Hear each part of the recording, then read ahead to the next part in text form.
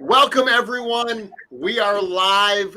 This is the Cosmic Legion reveal special. Cosmic Legions breaks free. Thank you all for joining. We've been hyping this for how long now? Certainly all week has led to this moment. I'm going to step back. I'm going to turn it over to the team of the hour here, Horsemen Studios.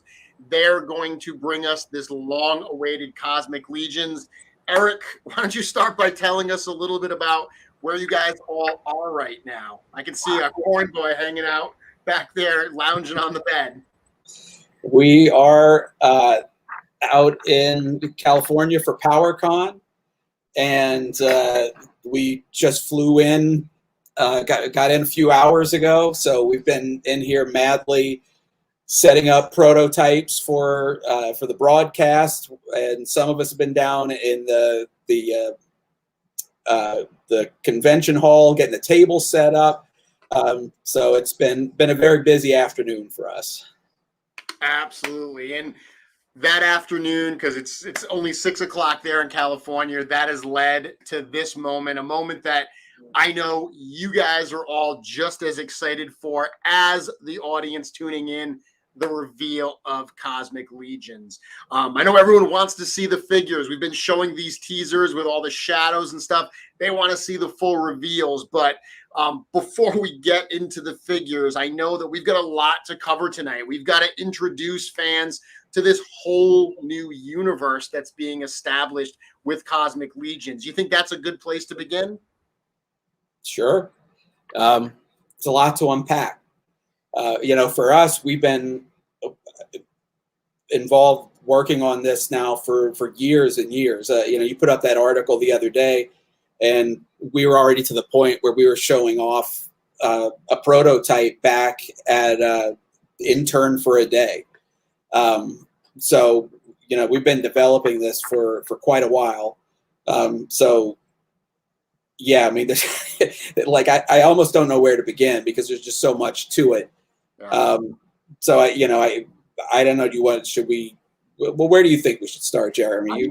I think we should set the stage. Because with Mythic Legions right out of the gate, this is set in the realm of mythos. So we understood the world that line lived in. One thing that I've seen a lot of people asking about Cosmic Legions is, how story driven is it?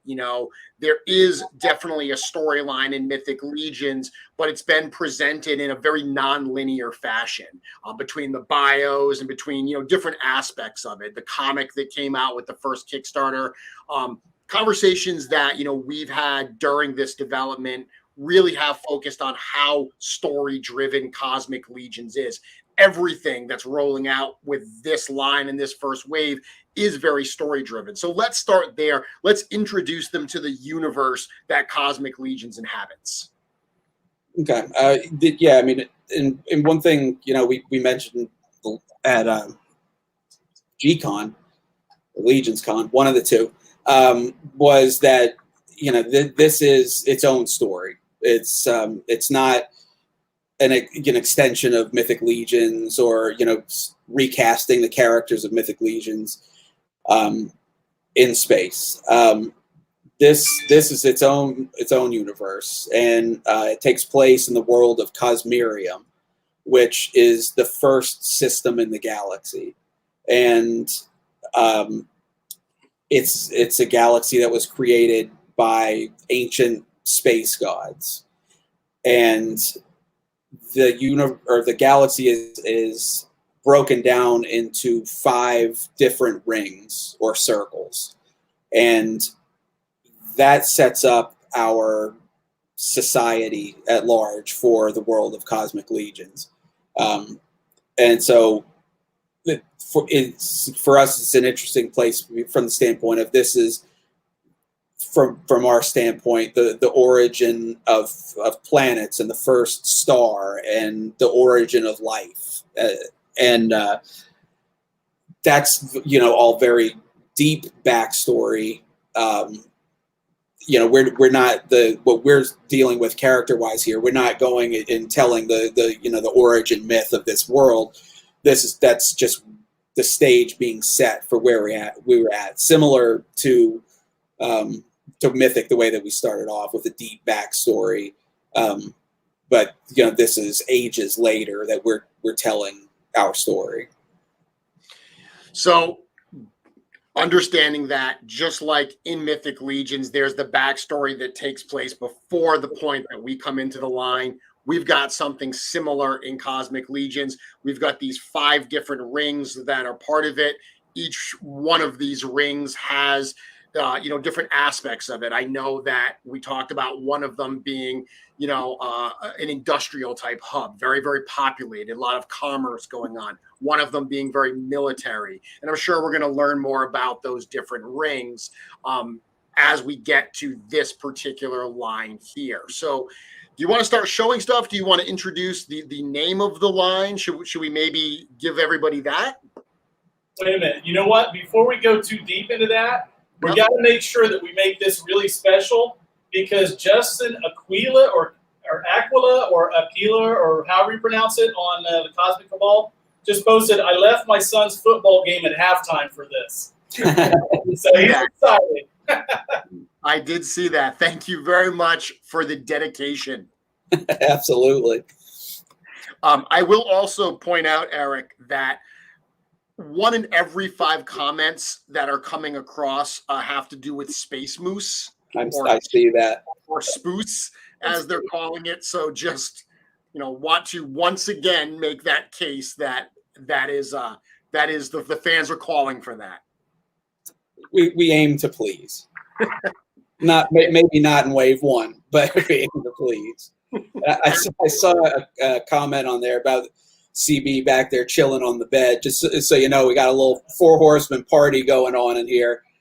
Jim's in here, and Nate's actually in here with us as well. So the excitement's ramping up for the weekend already. Only thing we're missing is Jeremy. I know. I'm all the way back here in Rhode Island, Maine. Unfortunately, I couldn't make it out for this one. I'm there with you in spirit. That's right. That's right. Feels like you're here. Okay, so we're 10 minutes in. I think we need to. They've been waiting for so long, Eric. We've got to give them something. We've got to show them something. Okay. And so you were asking. So you know, we've learned a lot and with Mythic over the years, and you know, so going into this line, we've got a tremendous amount of experience with working on a line like this that we didn't have before. And one of the things that we started doing soon into Mythic Legions was naming the waves. Yeah. And so you would just ask that a moment ago. So the name of this first wave is Cosmic Legions Valkatar Book 1. So there you go. The name of the wave is Valkatar Book 1. And we have to assume that if we're calling this Book 1, we're anticipating that there are going to be more books that come out in the future for Valkatar? Yes, because you know, for this portion of the larger Cosmic Legion story, you know, a one wave of figures isn't enough to go as deep as we want into the story and the character building. So it's, you know, it's a portion of the story that we'll revisit at some point. Excellent. And I'm actually going to write the name of the line right in the chat right now so people have the proper spelling. There we go. Beautiful.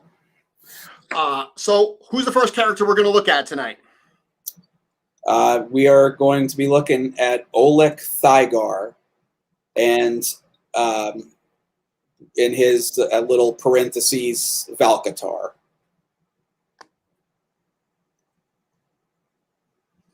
So here we go. The first figure fully revealed for Cosmic Legions. And so we're starting off with a deluxe figure here. This guy is got, his armor is loaded. He's got multiple heads. He has a helmet with a removable bubble on it. He's got a load of weapons. He's got a full arsenal of hands. So this, it's a little bit different, I think, maybe than some of the other deluxe figures that we've done, in that it's a very character-focused deluxe figure, whereas something like a Barbarian Builder was more about building multiples out of the same figure or the same pack. Whereas this, it's one character that has a lot going on, and more than we really could fit in a standard pack. Yeah, absolutely. So go back up. Yep. Yeah, so here he is with the full bubble over the head. So you can display him with the bubble. You can display him with the lower portion of the helmet without the bubble on it, or you can take that entire piece off and have him without any of that helmet attachment at all whatsoever.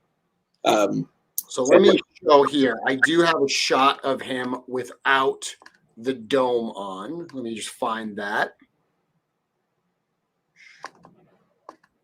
So here we go. This is a shot of him with the bubble off. So you can see still got that neck collar on, but the bubble part is removed.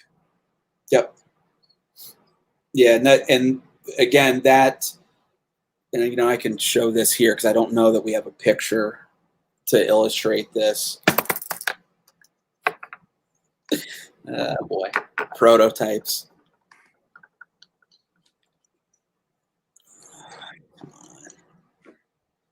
And so that was the look with the lower portion of the helmet on without the bubble, and then it wouldn't be a 4 Horsemen event without some sort of sloppiness involved.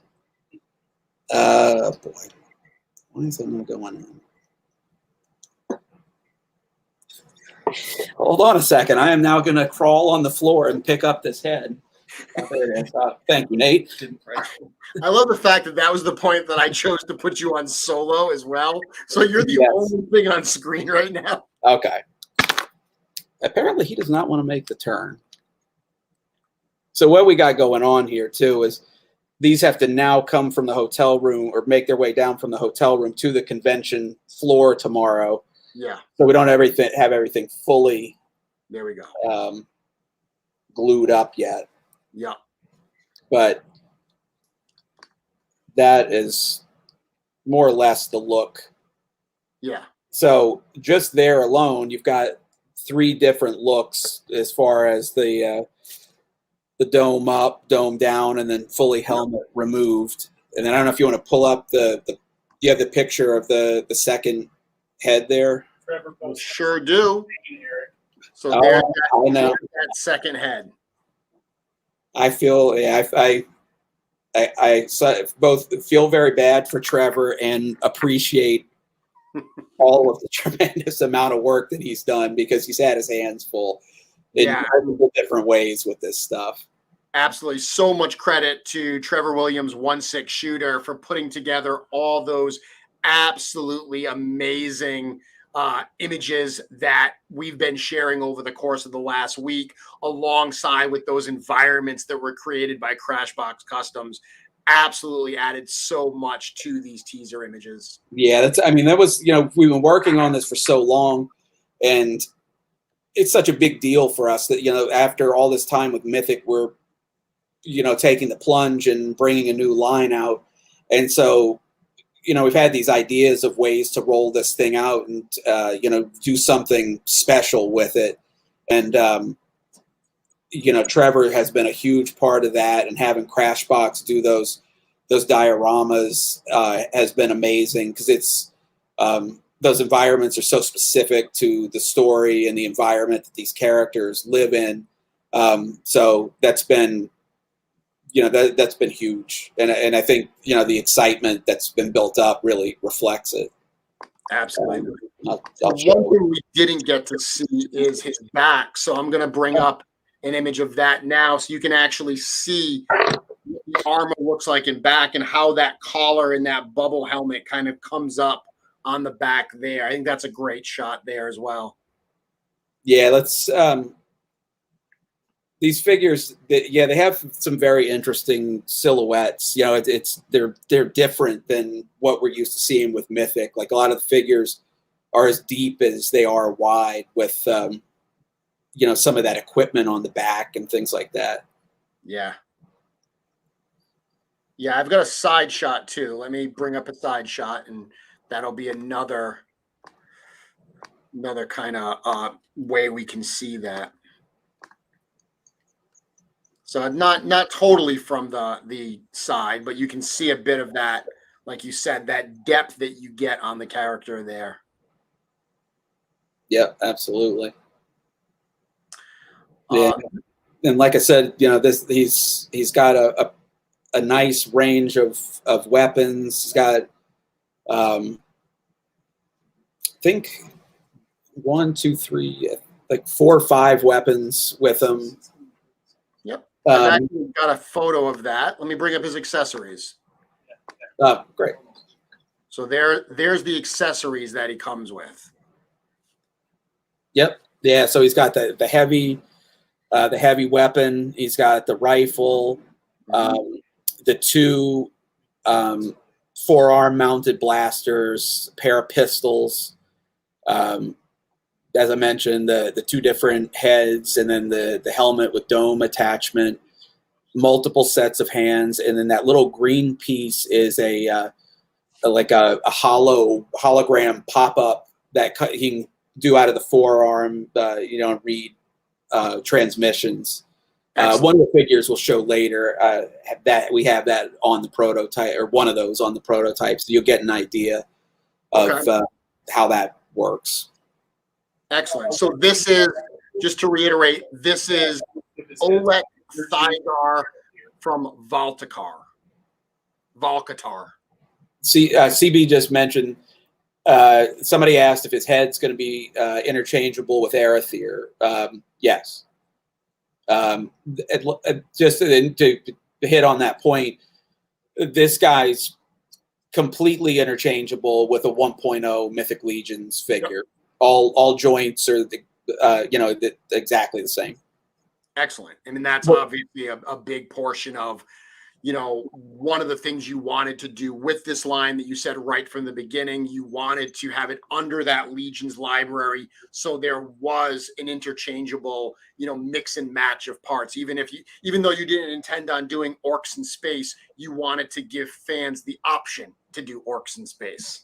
Yep. I mean, that's what, we want to bring something new to people, whereas, the opportunities are there to combine existing parts, but, we want to give everybody new parts to pop and swap on these figures. Yep.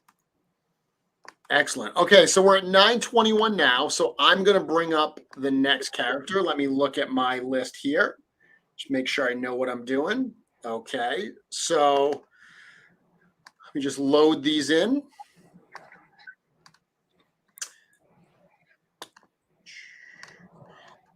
And now, after the broadcast tonight, let's talk about a few things that are going to happen.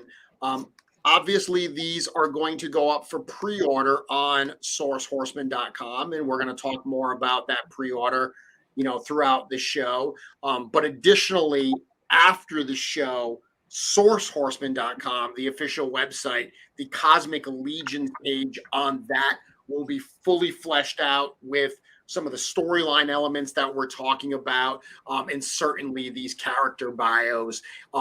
And as part of character bios, one thing I think that we should also talk about that Mythic Legions has is factions. So right out of the gate in Mythic Legions, we had these different groupings. We had the 4 evil factions, the 4 heroic factions, and the 2 splinter factions. For Cosmic Legions, what's the equivalent? How are these characters broken into groups, or are they broken into groups? They are, and we're for Cosmic Legions, we're calling them affiliations. Okay. The entire story structure of Mythic Legions is based heavily on the faction structure. And although these affiliations will run strong with these characters, there's going to be more gray area and overlap than in Mythic. So there's characters, some are very specifically attached to one affiliation, but other characters, they may be aligned with more than one, or they may have a past with one that, that they can't really detach themselves from. And also differently than Mythic Legions. In Mythic, we laid out that faction structure from the beginning, whereas things will be unveiled here in Cosmic. So there are several of these, but you're not going to see them all right out of the gate. Yeah, and that's an important part, is that in Mythic Legions, we kind of got a sense of how big the realm was right out of the gate. In Cosmic Legions, we are seeing a very specific section of the story. We are seeing book one. So just like any other story, not every character in that saga is going to be presented in that first chapter. So what we're going to see is not only a certain number of characters, but we're only going to see a certain number of affiliations, right? Yep, exactly. So the next character that we have to show actually is very tied into one of those affiliations. It's actually in the character's name. So before we bring up the character, do you want to introduce the faction itself or the affiliation itself? Yes. So the affiliation name is Tusk, which is the Traders Union of the Five Circles of Cosmerium. And they're a major force in the story, and in particular, this first chapter. Excellent. Okay. So I'm going to bring up the first photos of this character, and this is the Tusk Sentry. But we did see a question that says, that asked, where did you get your inspiration for this stuff? And I know that, you get it from so many places, but as we're showing these, that's a question that you might want to answer after we introduce this character, when we have some downtime. So this is the Tusk Sentry. Tell us a little bit about this character. So, and one thing to point out when this is over, the website, the Cosmic portion of the website will go live. The store is going to go live. So some of the story information and bios are going to go up on that. So, you can go and start getting a little deeper into some of these affiliations and characters. And so this, one of the things that you're going to learn in there is that Valkatar is, and if you've been paying attention to the teasers, you've seen glimpses of this. It's a prison, and it's a prison run by members of Tusk. And the Tusk Sentries are the first line of defense that you would see when entering Valkatar. And this is also our first Legion builder of the evening. And it's very similar to the way that we've done Mythic Legions over the years. These are lower priced figures. They have less paint applications. Great for customizing, great for Legion building. But also, our goal with these is to make these feel like they're fully realized figures with, the same amount of sculpted detail and accessorization of other figures. It's just by cutting those paint applications down, we're able to offer these at a more affordable price. So on that note, why don't we address that? There's been a lot of speculation around what are the prices for these figures going to be. We've now seen two figures. We've seen a deluxe character in Thyroid, and we're seeing a Legion builder here in the Tusk Sentry. So you want to talk a little bit about what the prices on these are going to be? Do you have it in front of you, Jeremy? I do. Actually, I can. I don't want to misspeak because absolutely there's been a lot going on with this stuff the past couple of weeks, so I don't have it in front of me. I will pull up the actual prices, but okay. There is going to be the bigger question here is there is going to be a slight price increase on these. And you know, one of the things that I know when we were talking recently, you know, obviously so many toy lines prices have gone up, but really, really interestingly, one of the things you shared is one of the biggest price jumps that you've seen in the process of this has just been shipping from the factory to you, the freight shipping. Right. You actually shared with me that the cost of shipping one of these containers has gone up. Didn't you say 5 times as much as what you paid a year ago? The most recent that we've heard is it's actually now 5 to 6 times. Okay. And these are, these are very real costs. Yep.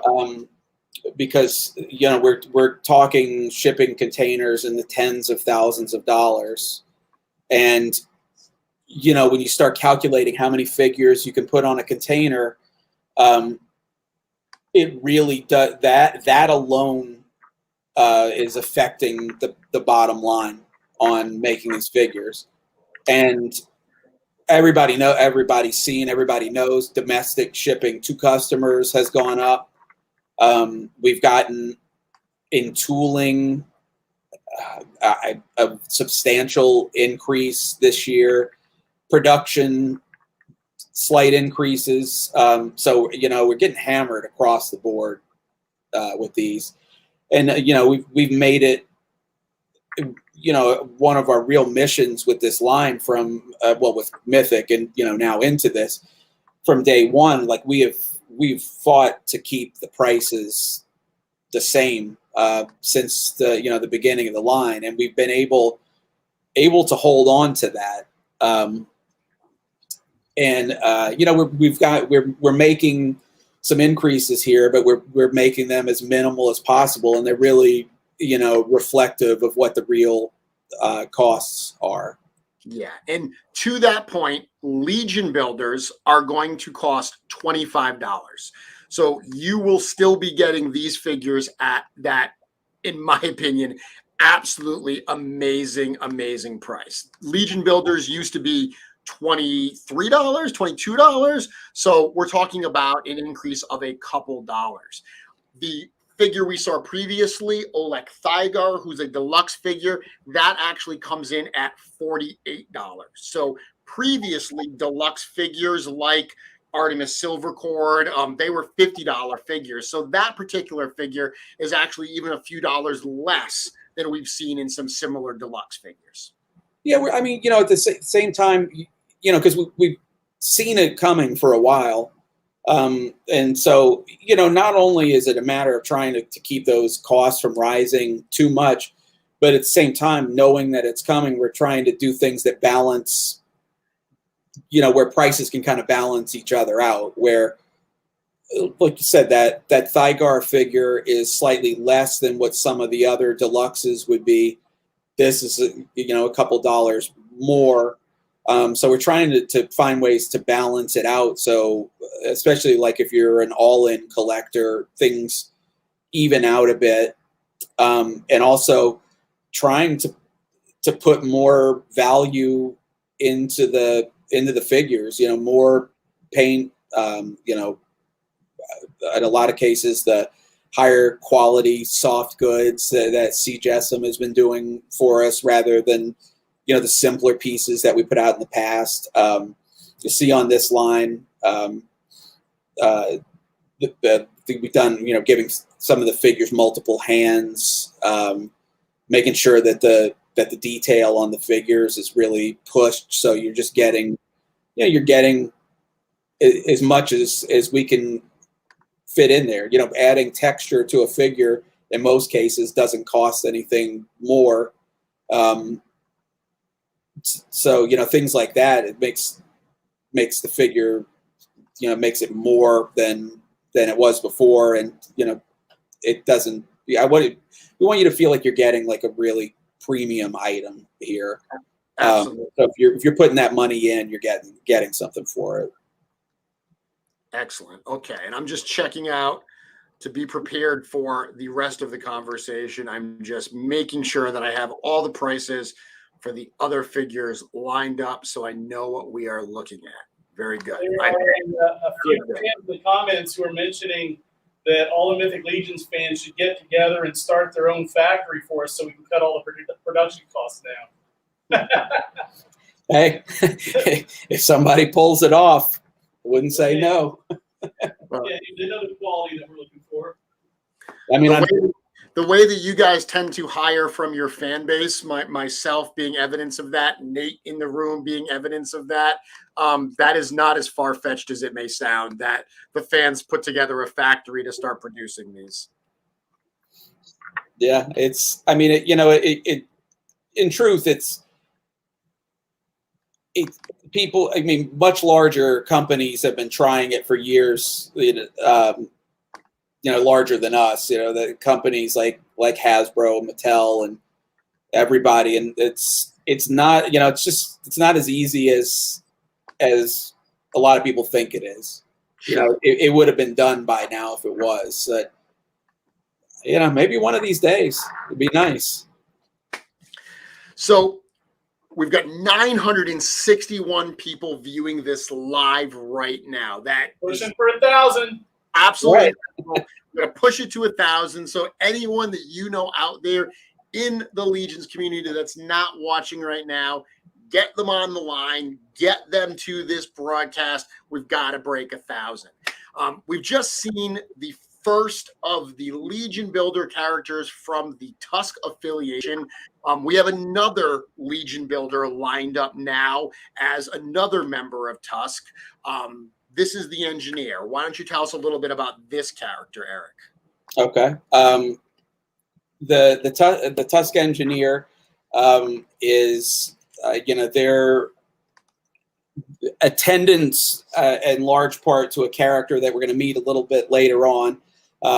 They're capable of maintaining the equipment in Valkatar, but they have other specific purposes as well. And one of the things that's exciting to us about the way we're able to jump in with Cosmic Legions, so you think back to the first Mythic Legions, everything was on a 1.0 body. We had variation in that, but a major complaint early on was that we had no female characters in that first 30-something characters. It wasn't because we didn't want to; it was just a cost issue. But now we're able to come into the line and offer up a female character as a Legion Builder first thing, and I've got some of the prototypes lined up here, and it looks so cool seeing the Tusk Sentry and the Tusk Engineer side by side, because already you've got this mix of scales going on. They have very similar armor and equipment and helmets, but already you've got so much more of an interesting lineup on the shelf. Just a couple figures in here, and just again, it's a Legion Builder, so it's more affordable, so you can build your legions with this. Not a lot of paint on it, but just there's something about the utilizing a clear plastic on the head, and just having the color colors in the right spots and the texture in the armor, it doesn't really look like it's an underpainted figure. It's got a little bit of the old Snake Eyes trick going on. The solid black figure almost always looks great. Eric, David Carbulka is asking, are all these, at least the ones that we've shown so far, is this all entirely new tooling, or is any of this shared tooling from Mythic Legions? The first two were entirely new. This one has a tiny bit of Mythic Legions. The upper arms and the thighs are Mythic, and all the discs, the articulation discs are shared with Mythic, and that's really from a function standpoint. But so they're as interchangeable as we can possibly get. So this would be in the parlance of Mythic Legions. This is a 2.0 sized figure. Exactly. Yeah. Excellent. Let me show the accessories that the Tusk Engineer comes with. So there we go. So even for a Legion builder, we're getting a number of weapons here. We've got the 2 blaster pistols, the 2 wrist, blasters, and then that electro staff. Yep. Yeah. So the types of weapons now are new as well. We've got firearms here and little blasters and things like that. So a figure like this can get a little more because those little blasters, they're much smaller weapons than mostly what a Mythic Legion's weapon would be. A lot of things are familiar here, but there's some aspects that are a little bit different. Which is cool. Like there's some things that are still to be unexpected. Now, one of the things that we just saw in the other pictures, and let me bring up one of those other pictures again. We did see those pistols that were actually connected to the figure. This one in back here in particular. How are those? I've seen the wrist blasters having the little connecting, pegs that go into the ports. How are these actually connected? That's an excellent question. I don't know that I would have remembered to even mention that. So, yeah, in Cosmic, there's a port system. A lot of the weapons have, the way we ended up doing it is a lot of the weapons have the port on the weapon. A lot of pieces of armor have the ports on the armor. Originally, we had an attached peg on the weapons, but instead the pegs are a separate little piece, so that you can put it on the hip or on a backpack or whatever else we come up with. And the wrist blasters have the same port that is the important peg that's on the side of the pistol. All the peg size is also the same diameter as a standard grip on a Mythic Legion's, now Cosmic Legion's weapon. So that, I don't know what that could lead to, but especially from a customizing standpoint, there's a lot of potential there for interaction. There is, and it's interesting. The reason I thought to ask that question, Eric, was I've seen prototypes of these. In the prototypes that I have, the printed pieces, the pegs were indeed integrated because they were early versions.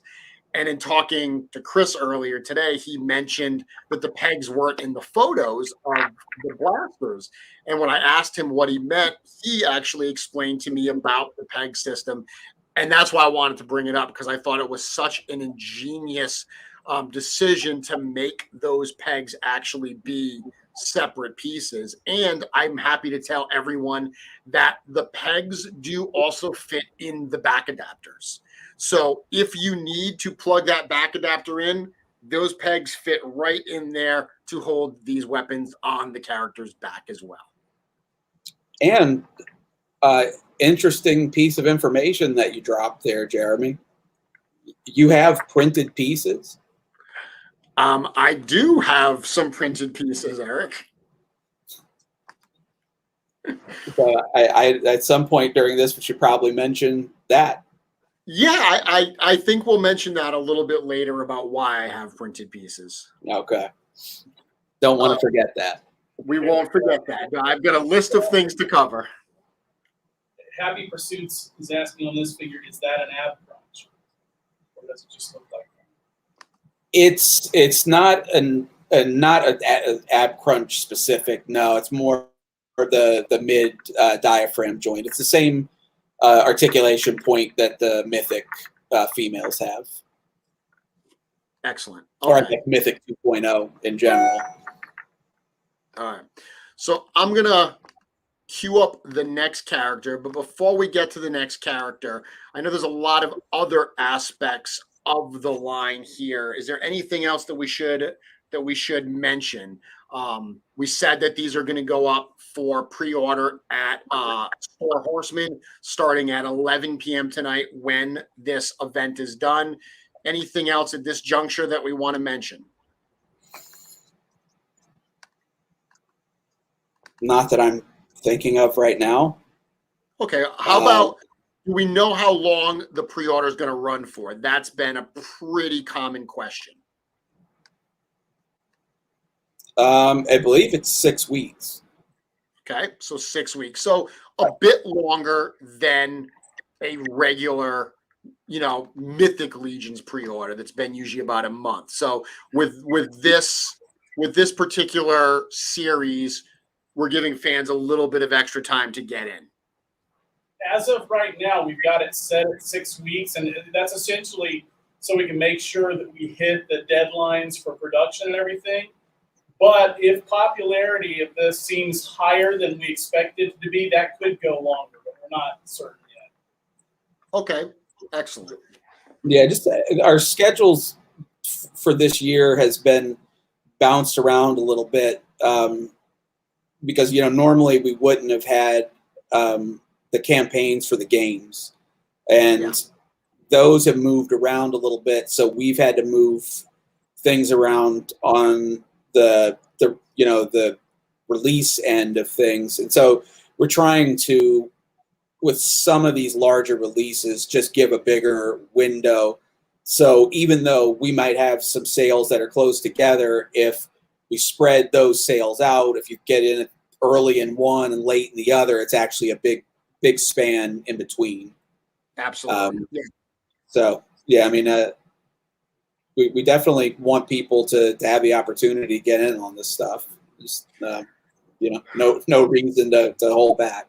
Yeah. So I did see someone ask if there is any early order incentive like what that was done for the Soul Spiller and the Erethyr waves. There is, correct me if I'm wrong, there is no early incentive to buying in the first day or the first hour like there's been in the past. But later on, we're going to talk about some interesting things that we are doing as part of this pre-order, correct? Absolutely. Yeah, with it's better, I think. So again, it's a new line, something a little different, something fun.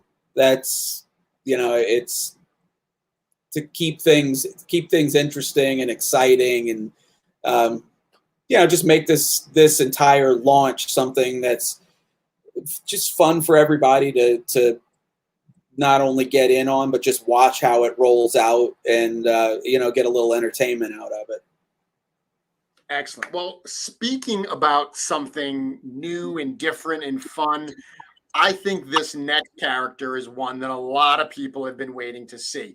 Interestingly, we did 6 teasers over the last week plus, and we've started the show by showing 3 figures that were not part of those teasers. So I think it's about time that we show a figure from one of those teasers that we actually showed. You think so? I think that's a great idea.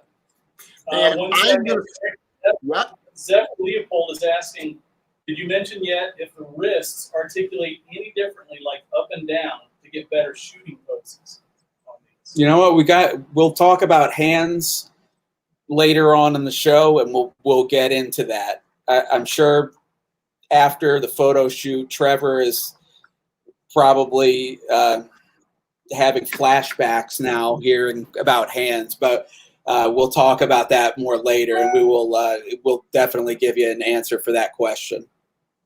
Excellent.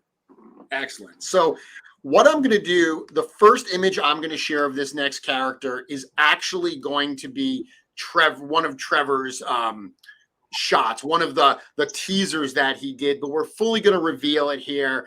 This is one of his reveal cards. You want to mention this character's name before I bring it up, Eric? Yeah, this character is called High Warden Slog. My second There he Yep. is. There's High Warden Slog. Usually the big, giant, square, beefy guys are always my favorite, and I love this one. But there's one other here that I like just a little bit. Actually, I know who you like the best. You already know. Yeah, actually, I can. We just need to put a blue fur on. Yeah. So CB just said something, Eric, and just for a moment, I'm going to take this off screen. CB just said something where he said he likes the big characters the best. A lot of people have speculated on the size of High Warden Slog. The most common suggestion is that this is a dwarf-sized figure. So a 1.0 body that's a little bit smaller. Can you finally tell people what size this character actually is? If that's what people have been guessing, that is not correct. I will bring him up to the camera. So he is absolutely gigantic. And then I will Get one of those. Yeah.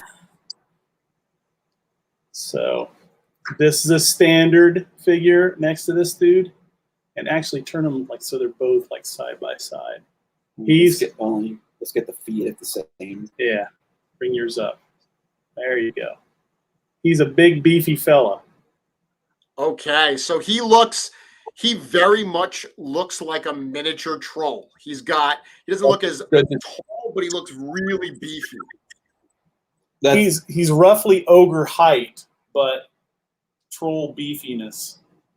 And we just broke 1,000 viewers. So High Warden Slog was the breaker. He's one that allowed us to break that 1,000 mark. Thank you, everyone. I haven't seen him together yet. I mean, other than pictures. Maybe he is my favorite. I want to see with the bubble, huh? Part of me probably with the cats. I think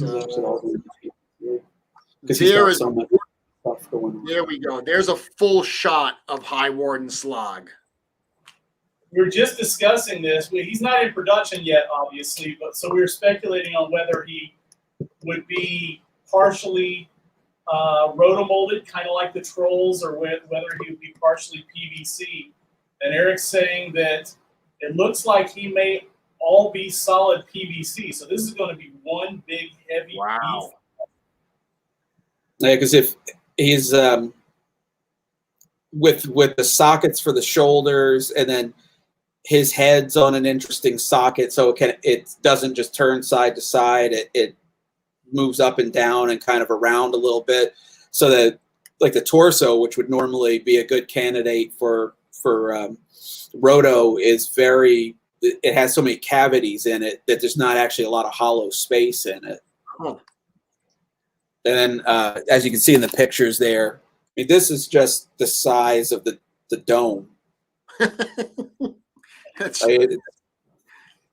It's pretty. I'm trying to let's see. It's funny because when we shared the teaser photos, I heard some people say it looks like that character needs a dome helmet, and I was just thinking to myself, okay, wait till they see the reveal. He's got his dome. You can see like the dome goes from the Tusk Engineer from the top of her head down to below her belt. Oh. So I mean that's covers up half the figure. It's This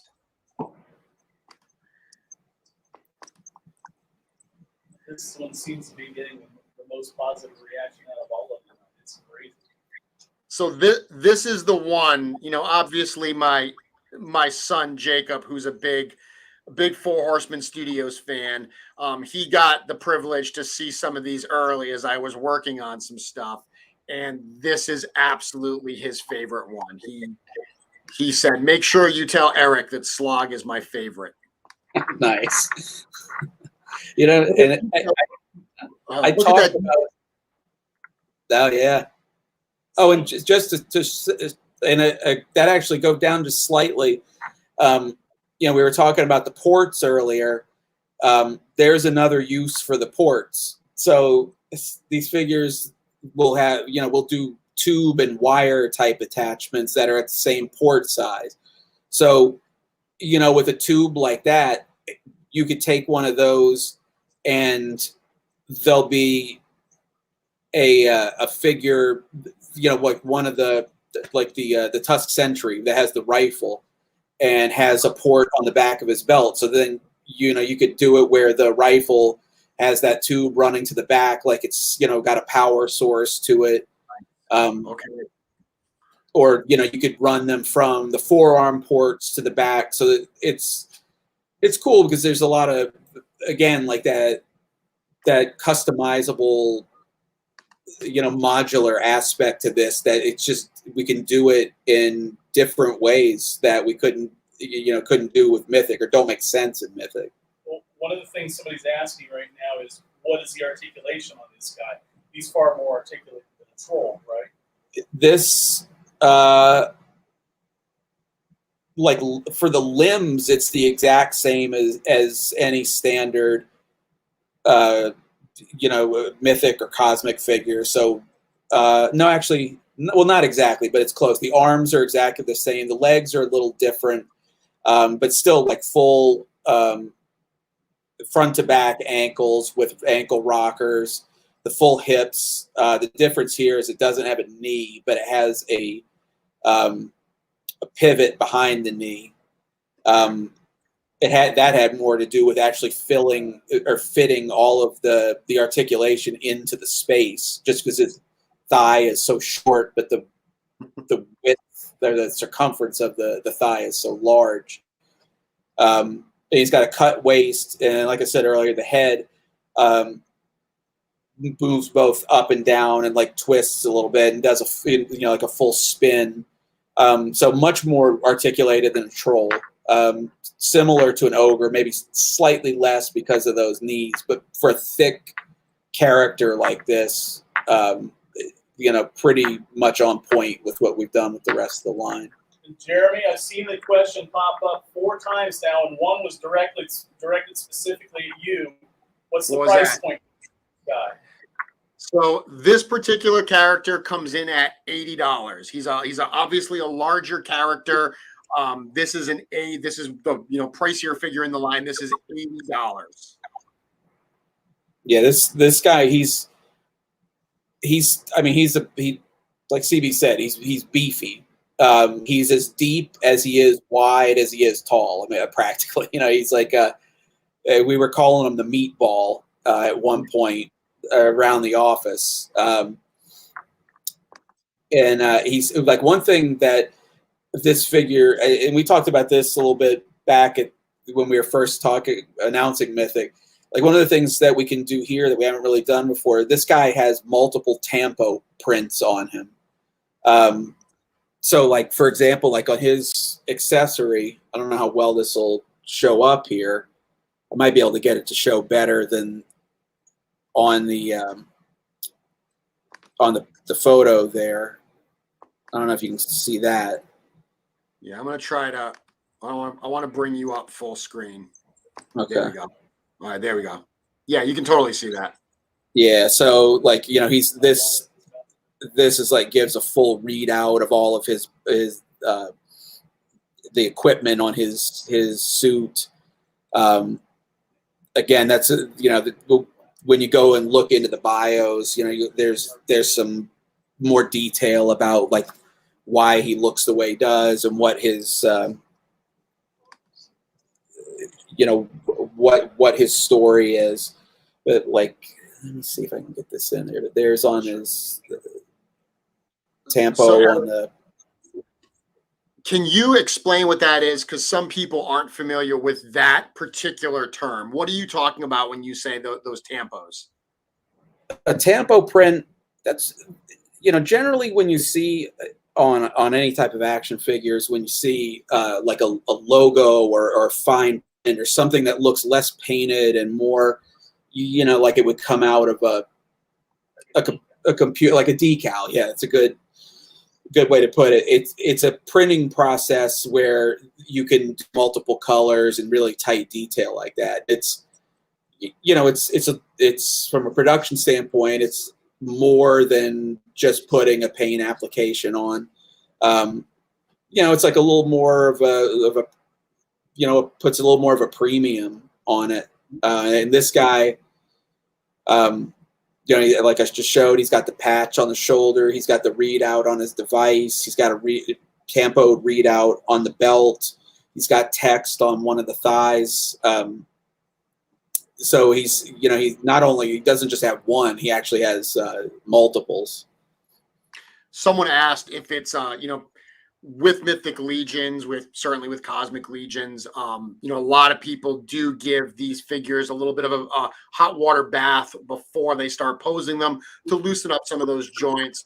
Are there any concerns with those type of paint applications, giving them a hot water bath? Not that I'm aware of. You know, tampos are, you know, fairly common, and I've never heard anything as from you know, customizers or collectors giving that type of treatment. Generally, the type, you know, the paints and finishes that are done in the factory are extremely sturdy. It's always so nice for us when we get a production piece as opposed to a prototype, because we're used to being terrified of touching the things, just the paint won't scratch off of it. So it's nice when that, you know, that factory paint comes in, you can actually start moving the joints and not worrying about that kind of stuff. So, you know, they're made to last over there. Absolutely. Now, this character Slog, he is also part of the Tusk affiliation, correct? That is correct. And go ahead. I was gonna say, if you imagine, this is the way I think of it, at least, like if you imagine like these chapters of story as you know, as levels of a video game, like this guy's the boss of level 1. Okay. So, you know, he's maybe not the largest evil entity in the galaxy, but he's you know, he's the big guy around Valkatar. Okay, so High Warden Slog. Of course, as you mentioned a little while ago, when we do put these characters up on the website, their full bios, or at least some bio, is going to be there. So some of their story will start to unfold a bit after this reveal special. Yeah, absolutely. Yeah, we're excited to you know, to let people you know, dig into this stuff. And it's in, you know, one of the things that we're wanting to do with this sale is, and just kind of the experience of this, is not only just put the information out there tonight and let it sit. We want to, you know, do, there's going to be updates throughout the next month or so where, you know, we're going to be giving out more information and, you know, more behind the scenes. If you look at the most recent blog post about some of the behind the scenes leading up to the release of Cosmic Legions. Like there's more of that type of thing to come, and if you haven't checked that out, definitely do it, because it goes back quite a ways on the development. And there's some cool little Easter eggs and tidbits there that, you know, if you're liking what you're seeing here, it should be interesting. Good. I have seen a question a few times. For sake of comparison, how does Slav compare to the Monstar figure that you recently showed that you had sculpted for Silverhawks? Size-wise? Yeah, I think that's what they're trying to figure out. He's shorter. Way beefier. I mean, like, you get very different in mass than Monstar. You know, Monstar's very much like comic book wise, a more standard human proportion, a buffer human, whereas this doesn't, just he's not human at all. Not at all. So he's big. I mean, again, just like, I know that these are the type of things that are hard to really show when it's not in person. But again, like showing this this figure, that's his head next to her. Mm-hmm. There's a lot of a lot of material there. Yep. So I mean, that's that's face to face. He's big. Yeah. I did see somebody else ask about a sneak peek at the all-in price. We will certainly cover the all-in price once we've shown what the all-in will include, because we've still got some more to get through. I've seen a lot of people already speculating that it's going to be like $1,000. It won't be $1,000. Yeah, okay. That's one of the reasons we don't do Kickstarters anymore. I mean, there's a number of reasons, but that's part of it's part of the exciting part of a Kickstarter, but it's also, it has its downsides. When you get up to a 40-something figure assortment, it's brutal for people, buying into an all-in, and then across the board, just, we're managing 40 figures at once through the factory, and every step of the way that just becomes, it's a more and more difficult venture. Yeah. Well, Eric, I didn't plan on bringing this up yet, but you just kind of teed it up so perfectly that I feel that it's the right time to mention this now. You talked about, a Kickstarter, and there's advantages to Kickstarter. It is exciting. That's one of the things that I can remember. I can remember that first Mythic Legions Kickstarter. I can remember Advent of Decay. That sense of, things being unlocked and new reveals, that is genuinely very exciting. You've said a few things in the last couple minutes about throughout the course of this pre-order period, there's going to be other things that come out. There's going to be other information that drops. We want to keep it exciting for the duration. Let's talk about the different thing we're doing with this pre-order that we haven't done with some of the other Mythic pre-orders. Okay. I don't know. Are you going to put up that graphic? I can put this up. Yeah. So I shared this. I very quietly put this up on sourcehorseman.com today, specifically on the Cosmic Legion page. And it took a few hours for people to find it. But this power meter is now on the Cosmic Legions page, on Source Horseman, and it's actually on Store Horseman as well. I know the guy who made that. There he is. And Nate killed it on that one. That was a lot more than I expected when we first asked him to do that project. And it gets cooler as it transforms. So what is going to transform this? What is this all about? Well, like we've been saying, just talking about a Kickstarter, one of the disadvantages is that it can grow out of control, and it's it's just too much for people to handle. But one of the great things about the Kickstarter is that it's interactive. It's there's an excitement to unlocking stretch goals. It's just there's more to it than just putting in your order and then walking away. And so that's what we wanted to capture, a little bit of that energy with this. And again, like I said earlier, do things that make the whole experience more fun for people, more entertaining. And so this meter is for not stretch goals, but unlocks. The way the store's set up, we can't do something like where we open up a new item that you can order, because then you would have to put in a second order, or it turns into a logistical nightmare. So what we can do here that accomplishes the same thing is just do unlocks. And so as we've got 4 levels on this meter, and once we hit certain benchmarks, and you'll be able to watch the meter as it moves, and we hit those marks, then we're going to unlock something that some of them are something that everybody will get if you place an order. So anybody who places an order during this sale, if it's one of those unlocks, it's just something that'll be put in your package.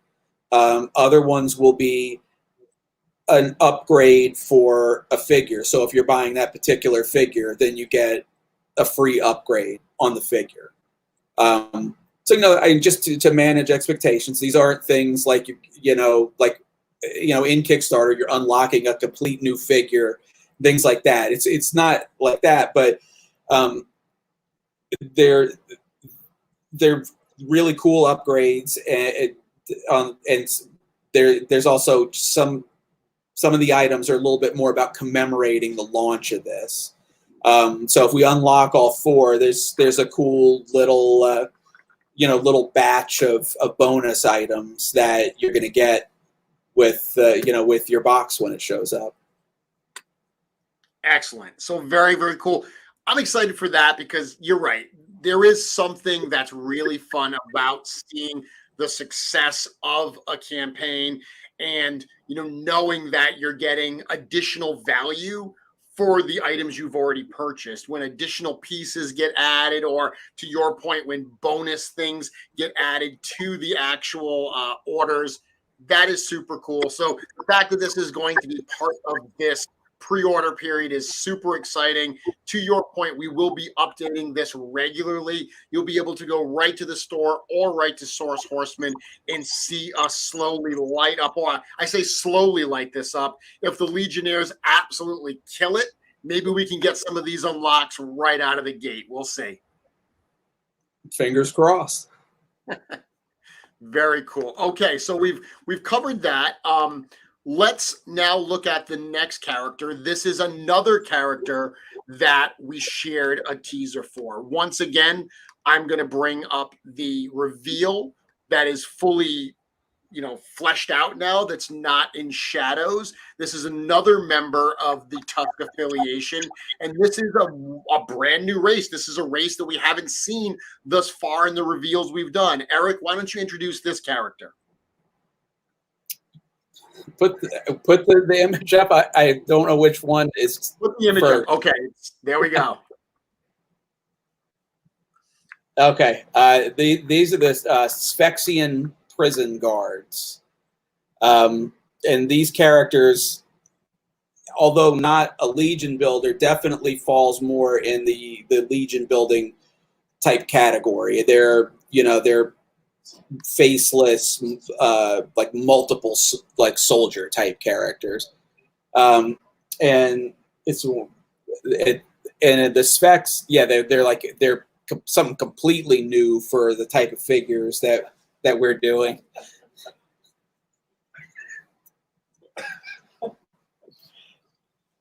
Let me bring up a shot of just the. Jim is crawling across the floor right now, trying not to interrupt, but it was so hilarious that it interrupted. So these guys, I mean, this is something completely new for what we've been doing over the years with Mythic, and we wanted to do insect characters for a long time, and this was such a great spot to throw these in. And there's a lot of new parts here. It's got that kind of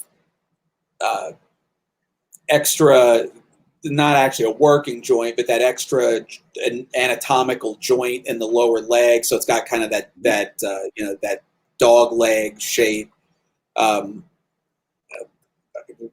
with all kinds of hands. I'm going to grab. Eric, I know some people have asked if we could share the prices up front. This is another one of the Lux figures. So this is another one of the $48 price point figures. That is correct. Yeah. These guys, they're with all the new parts on them. They're larger than a standard figure. They're covered in parts. There's a fully functional second set of arms coming out of the front of the torso. They got the giant abdomen section on the back. They've got the brand new wings. They're, again, one of the things that is very to me stands out a lot on these figures, again, is the depth of the figures. They're not as flat as a standard human figure. I've got the torso of him here, and you can see there's a lot of depth to this. Excellent. And covered in textures and details. Paint is just over the top on these. Sherry and Cameron did an amazing job painting these things. But Cameron was very partial to the Sphex characters, and he was having a blast with these. But the paints on the line in general, I mean, they did just a phenomenal job on these things. There's just things that we haven't done in Mythic before. Just able to push the colors and finishes in a way that, again, it's just moving into new territory here. And it's been just really cool to go in and see these paints develop, from day to day, and just seeing these types of things that, again, it just wouldn't look right in Mythic, but in Cosmic, it's just right at home. Absolutely. And look at all the hands. I mean, talking about the deluxe aspect, in addition to that fully functional set of arms, the wings and everything, we've got multiple sets of hands or claws with this.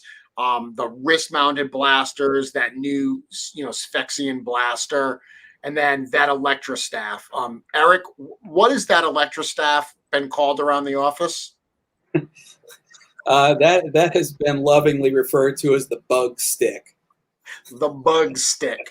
It took everything I had when I listed that on the website, and I listed the weapons, and I put Electro staff. I really wanted in parentheses to put bug stick, but I withheld. But I told myself that I was going to make sure that information was conveyed during the broadcast.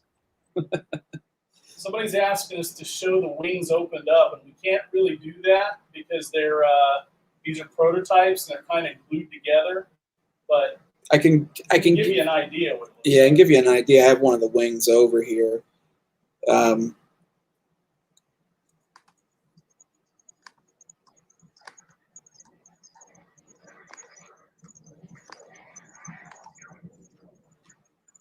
There we go. So it's, a pretty good size. span. Two of these. I'll hold the wing up close just so you can get. And what size are these? Would these are 1.0 compatible, correct? They should work. No, they should work with both. Okay. Depending on if you're using. Actually, it should work with both. I mean, pin size should work with both, especially, and you've got the option. Although, I'm sure people will be horribly disappointed by this, but these figures aren't going to have wing adapters in the package like every single Mythic figure.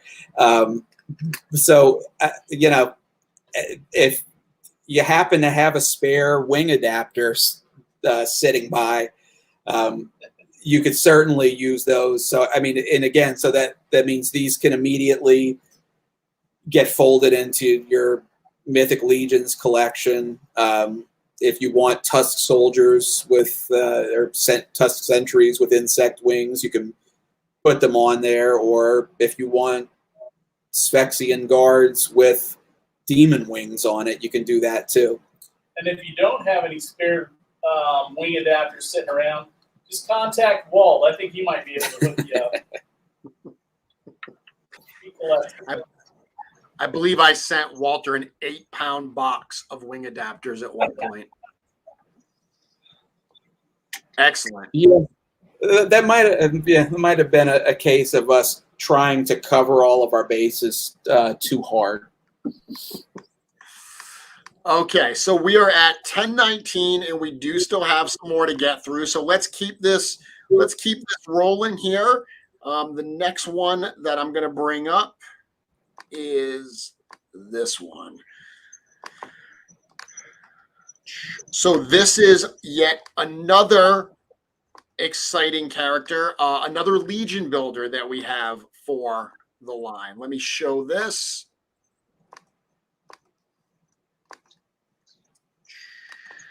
So this is another one of the Tusk. Tell us a little bit about this character's role. These are the Tusk science officers. And in Valkatar, aside from being a prison, part of the function of the facility, and in the Tusk in general, the traders union is the manufacture and trade of goods. And Valkatar in particular, one of the things that they manufacture there is a pharmaceutical product called Thrixium, and that involves laboratory environments and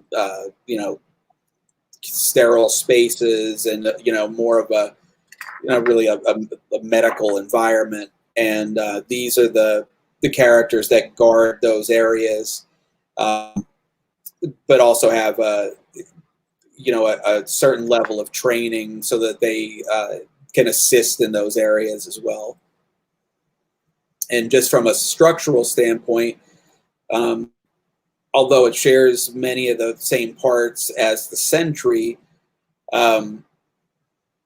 this has, in some of it's subtle, so you might not even notice it until you get them in hand, but obviously different head, a more alien-shaped head. It has those dog leg style lower legs. It's got more alien-looking hands, a different belt, and a different chest plate, and elongated forearms. So I think, when they're side by side, you really will start seeing the differences in the two. So again, much like I was saying earlier, when you have the Sentry and the Engineer side by side, you've already got this great variety in these somewhat standardized looking troops. And then with this one, This guy with the parts that he has, he's taller than the Sentry. So you've got, you've again, that lineup on the shelf is already just has a diverse and interesting looking group of silhouettes up there. Absolutely. So this is another Legion builder. So this is the $25 price point. And Eric, I think this is a good opportunity. We said we were going to talk a little bit about the hands. Why don't we talk? I mean, I can bring up the accessories this character comes with, but I think it's also a good opportunity to talk a little bit about what you're doing with the hands for this line. So starting off with a brand new batch of tooling and creating a new world. Now, we're several years into Mythic, and we're getting, all these hand packs and different expressions on the hands and different orientations on how the wrist moves and things like that. It's been well received, and it's allowing for, they're more fun to play with, they're more fun to pose for the photographers out there. There's more expression and variety that can be put in.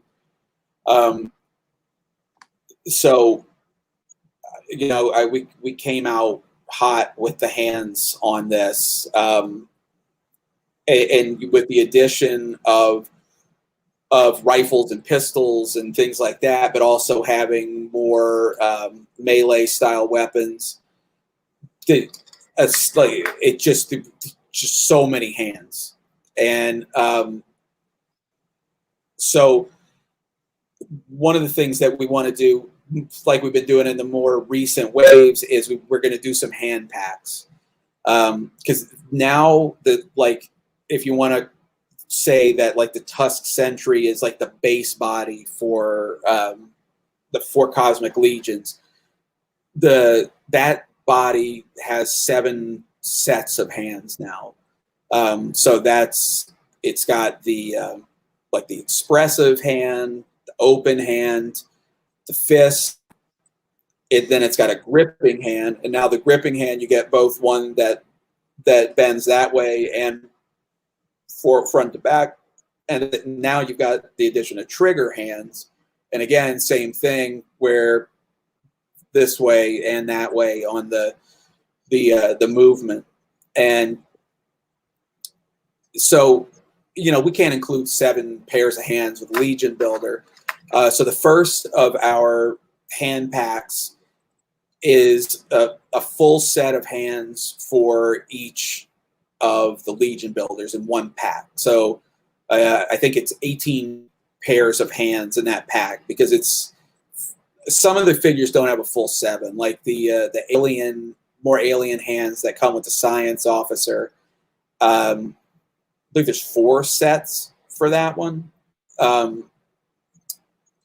But it's so each one of those builders will come with their standard set of hands, but then this pack will allow you to fill in all those gaps. And of course, for customizers, you're going to have this massive pack of hands that you can repaint and mix and match and start off with so much more than we were able to at the beginning of Mythic. I love the fact that one of the criticisms Mythics got early on was the hands. The fact that there weren't expressive hands, that they only moved in one configuration. And you've, of course, addressed that. We're starting to see that in Mythic. But it's excellent that in Cosmic, you heard that and you were like, really? You complained about the hands? Hold my blue milk. We're gonna do everything here. You're giving us expressive hands, multiple hands, different kinds of articulation configurations right out of the gate. Very cool. And one thing, Eric, that I absolutely have to bring up was Eric in the chat. Actually, when I had this graphic up, he pointed out this accessory right here, this little hologram, and he asked, he had such good eyes. He said, is that the skull from the original teaser photos that you shared last year at Legion? Bingo. Yep. How did you And see that? What grade did he caught that? And I'll pop this up just to kind of give an idea. The hands aren't on the figure, so it looks a little weird, but you know, that's,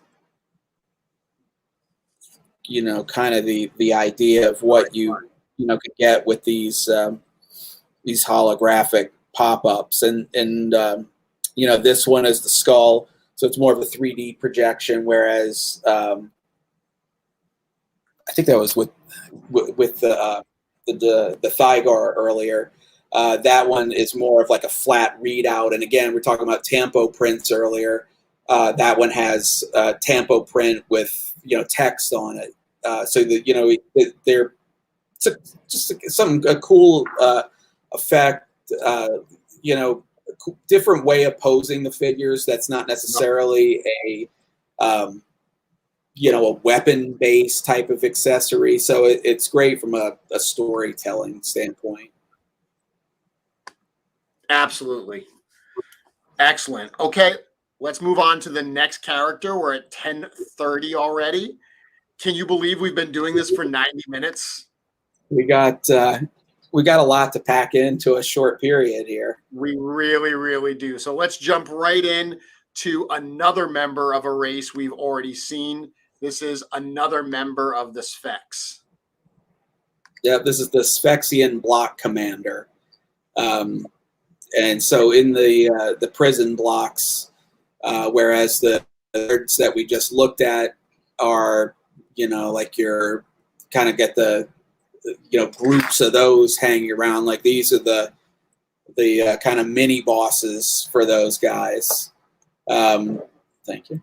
And these are, you know, this guy is unmasked, so you get a completely different look on the head, which you know, I think fits here for a more individual type character as opposed to the army builders. And there were a few people that were asking if the previous Sphexian came unhelmeted. So here's your answer. Yeah. And this is a good shot right here that kind of shows a bit of that depth, especially with that collar on. The really interesting silhouette that this makes.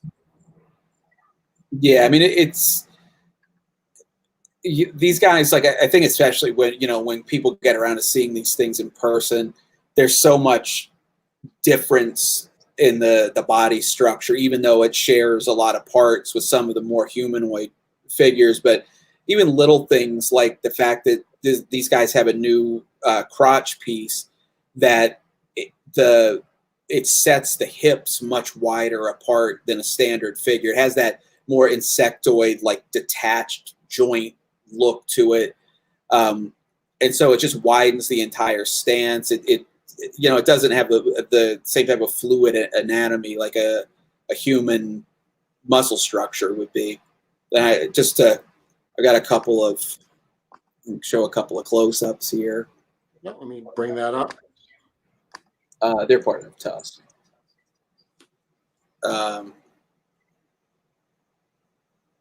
then so that's the head, and then this just to kind of, this doesn't show there's kind of covered up in the pictures by the wings, but like that's the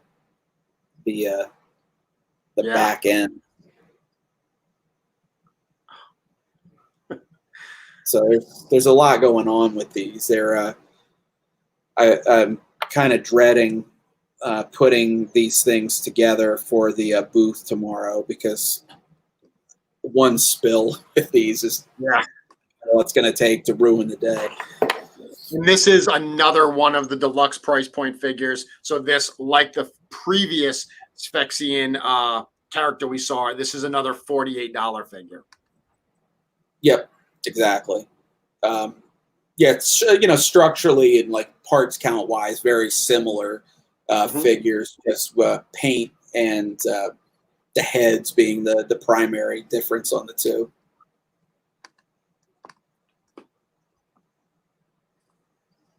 Yeah, I love that unmasked head. that character there. It's just something about the way that character looks just grabbed me as soon as I saw that photo. The colors too. That's one of the things I really love about this. The color palette that we're seeing across these is so distinctive. I'm imagining them on my shelf and how much they're going to just pop off that shelf. Yeah, like I said, Cameron got very into to painting these, and I we were so much on the same page of how to make these guys pop, and also just he did such a good job of taking those very similar builds and get two very different looks out of them, which is such a big part of the way we have to run these lines, and just it was so successful here.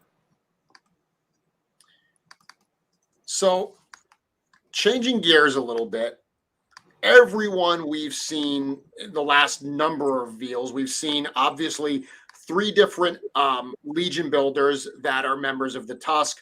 We've seen High Warden Slog, and then we've seen 2 members of the Sphexian. What we're going to move to next is another affiliation. So before we see the character, let's talk a little bit about this affiliation, how they fit into the story, and how these things are starting to come together. So on the bottom level of the prison blocks in Valkatar, there is a fighting arena, and that arena is known as the Grave. And the way that the prison is set up, it's this circular, there's a prison like a type called a Panopticon prison, where most prisons are set up in kind of like a more circular or rectangular setup. The idea with these prisons is that there's like a viewing station in the center, and so that everybody can be seen at once. Ours is a variation on that, where it actually, the prison looks more like a theater, with a mezzanine on one end of it, so the prison there, the blocks are in rings that descend down the prison, and so the lowermost ring of the prison is where, when prisoners are defiant or get into trouble or unruly, they find themselves down in that lower ring, which is affectionately known as Grave Ring. And the affiliation that we're getting into take their name from that, and the affiliation is known as Grave Ring. Excellent. And the first character we're going to see from that affiliation, from Grave Ring, this is a character named Vorga. Yes. Vorga is one of the things that is really cool about her, is that this is our first female character with a different build. She's got a heavier build than the standard 2.0 female figures, and it was fun developing this new look. And again, we want to put that diversity of characters into the line, where again, I always talk about the silhouettes, like of the characters. Like if now you put her next to that Tusk Engineer, like they have very different shapes. And it was interesting now getting into figuring out what the females in the Cosmic Legions look like, and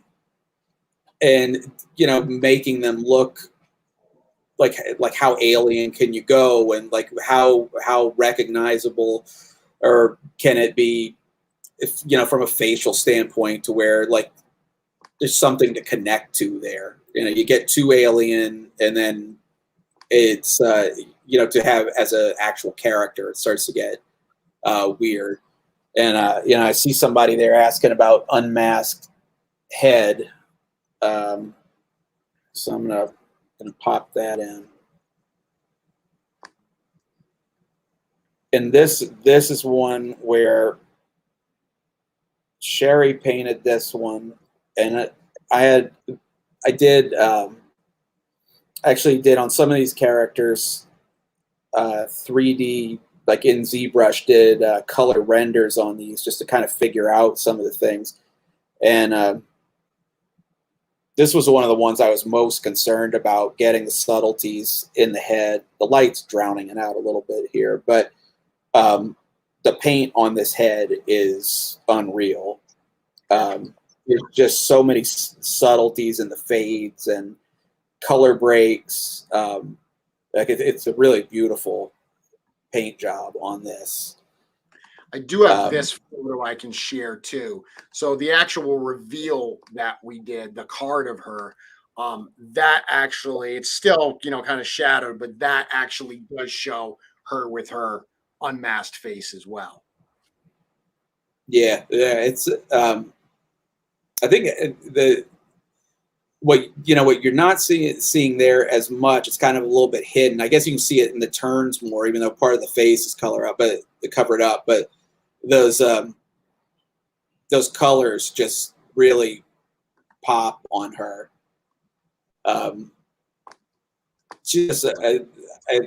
I'm glad, like, seeing that the responses to the teaser yesterday, that people are digging her, because it's definitely with the new body format and stuff, it's a little bit of a different take on the female character for what we've been doing. So it's cool to see that people were into that. Special request from Mr. 1/6 shooter himself, Trevor. Please show the tattoo. Oh, yeah, that's excellent call. This is another Nate special coming up here.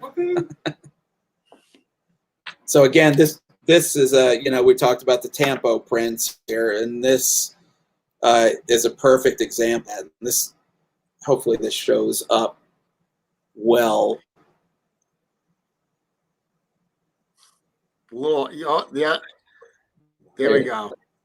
You'd think I'd figure this out by now, but that thing is awesome. And so you'll see a little bit more about this in the bios, but she was formerly part of a group known as the Edgehounders, and that is representative of, again, we were talking about earlier about the affiliations and how some of these affiliations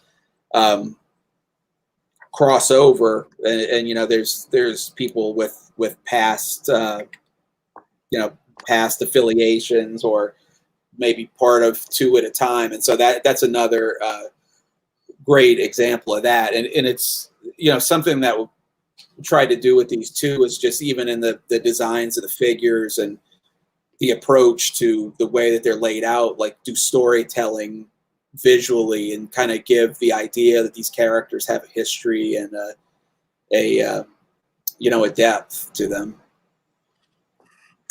And now, Eric, this is a standard figure, correct? Yeah. So this is which there's, again, slight price increase here, but we kept it minimal. And again, if you look at this figure, packing more into the figure for what you're getting. And that slight price increase is $37. So as opposed to the $35 price point that standard figures have been previously, this is $2 more expensive. So $37 for the standard figure price point. Yep, and I mean, that really is reflective of the just of the costs that we're seeing you know, with the freight and all that. You know, it's unfortunate. We don't like to do it, but you know, we gotta do something at this point. Now, you know, hopefully, I would love to see us. You know, I think Mythic has been going on for 5-ish years now, or whatever. If we can hold the price for that long, I'd be pretty happy with that. Absolutely. And that's a great shot right there of some of those paints on the head. Yeah. Hey, we've got a special request. Somebody says, I'm going to need a prison map. We'll put that on the list. That would be awesome. We'll put that on the list. That's definite. I think, well, the map of Cosmerium too is a big need. One thing that's cool here. So, you know, when we put out the teaser on her, a lot of comments on the gun, which is a pretty nice, you know, it's a big old piece of equipment. So that's the gun. Hold that back up, which is really cool. And then she's got a backpack, which has ports for, you know, guns or tubing or whatever. And then from the backpack to the gun, the ammo feed, which you see in the picture, which just, I don't know, it's just fun. Like this, this Repaint them green, right? What's that? She needs to repaint them green. We could do that. Okay.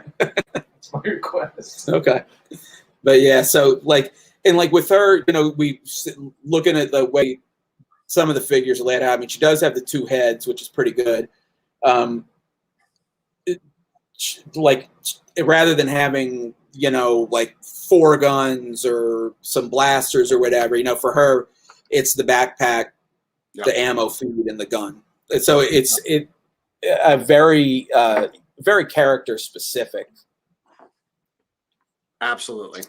We only have 15 minutes left. We do. Well, you know what? No one's going to be mad if we go a few minutes over. Okay. So the next character is another member of the Grave Ring. This is probably my favorite figure in the line, and I was super surprised when I realized that. But I just love this character design. Eric, who are we looking at here? We are looking at Ziri. Her full name is Zirian Spire. And I'm kind of with you on that. Like, I mean, I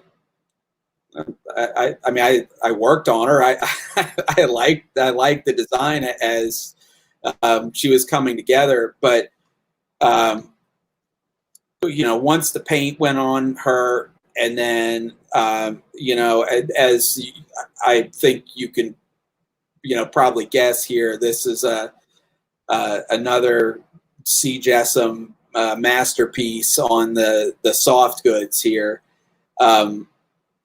Like, once it all came together, and again, like another face paint that had some very delicate applications that I was concerned whether or not we could get it at the scale and everything. And you know, Sherry came through and, I mean, like, got it immediately. You know, sometimes we have to go back and forth and try to figure out exactly how to make things work. But actually, on both Vorga and Ziri, like first pass, I just walked in and they were perfect.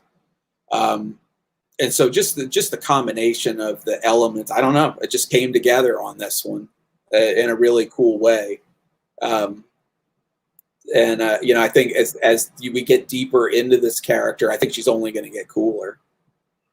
Yeah, and one interesting thing about this character is you mentioned that in Cosmic Legions, there's going to be more bleed over between some of these affiliations. So one really cool thing that I can show right now is the back of Zeri, and this is the back of her cloak. And that logo that she's got on right there, that is actually from an additional affiliation, correct? Yep. from a faction called the Mortal Thorn. And So that's about as much as we'll talk about with that one right now. That's one that it was important to have indication of that here. But it's something that we're gonna delve into a little more in the future. And just to show that back shot, this is cool too. That's with her sniper rifle strapped onto the strapped over her shoulder. yeah, I'll bring up the accessory photo, but that looks great having that actually shown on her there. Let me bring up the accessories, and you can actually see that rifle with that strap included on it.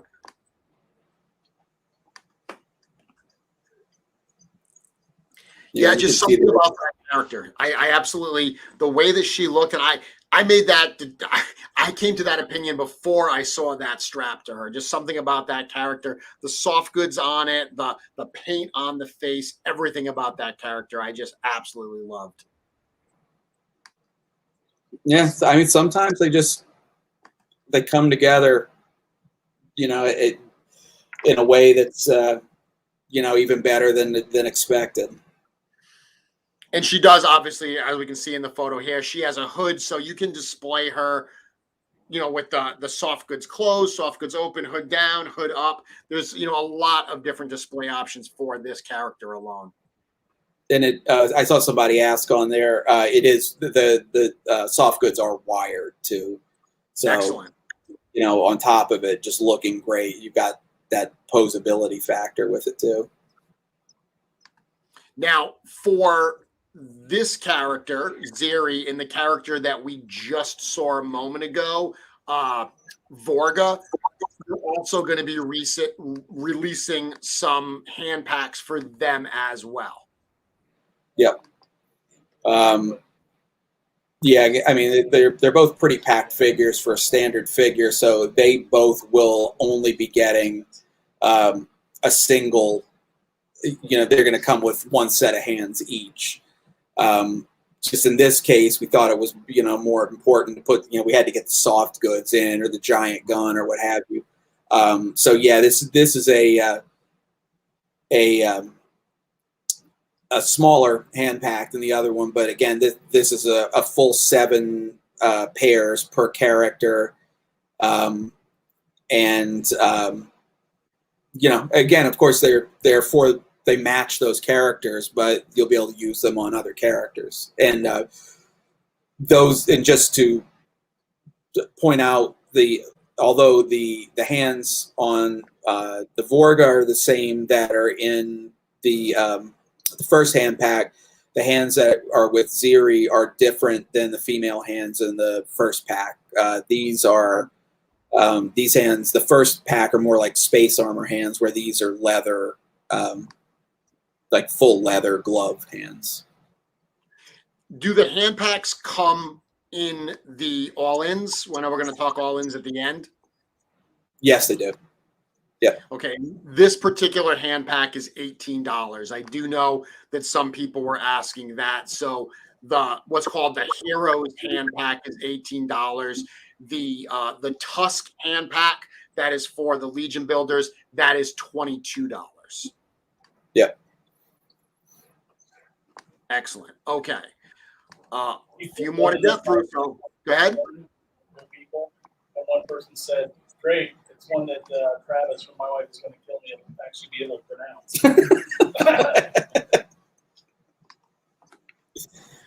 So, Eric, while I'm bringing up this next character, we alluded to something a little while ago about the fact that I do have some of these prototype parts on hand.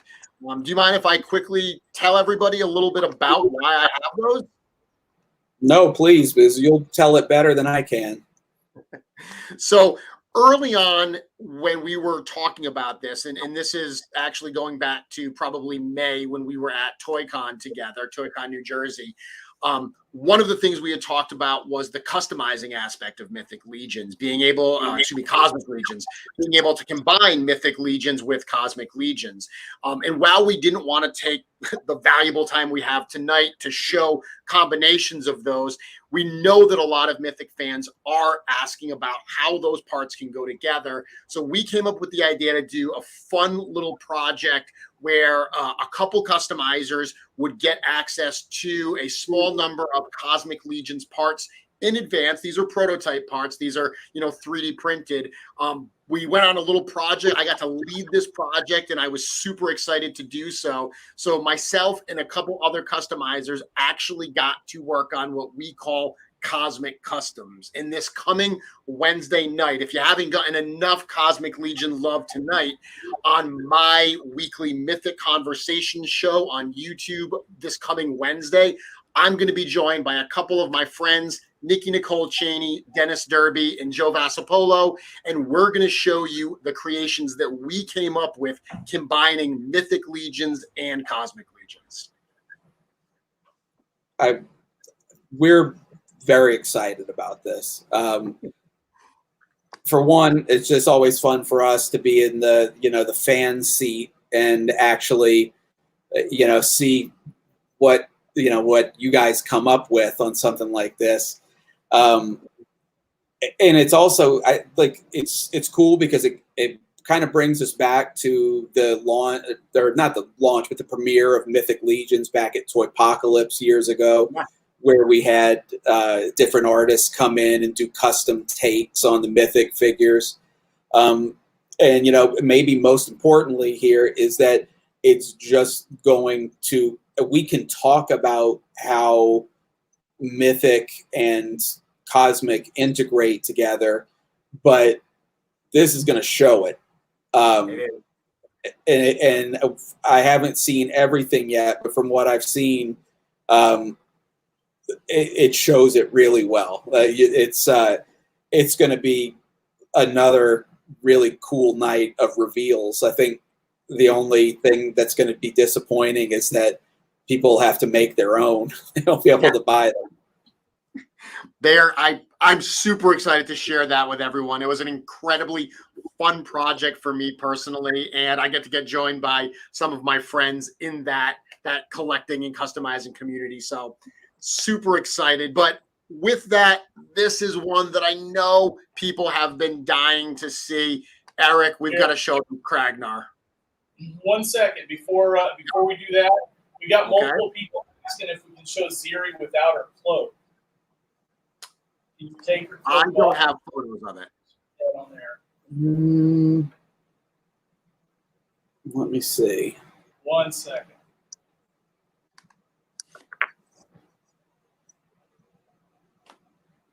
Someone is asking when these will be available. So we mentioned that the pre-order starts actually in about 5 minutes, but when will these actually be shipping? Tentatively, I know that there's a lot that has to go into it, but what are you anticipating? That's a good question. Normally, production runs between 12 months to 18 months for these things.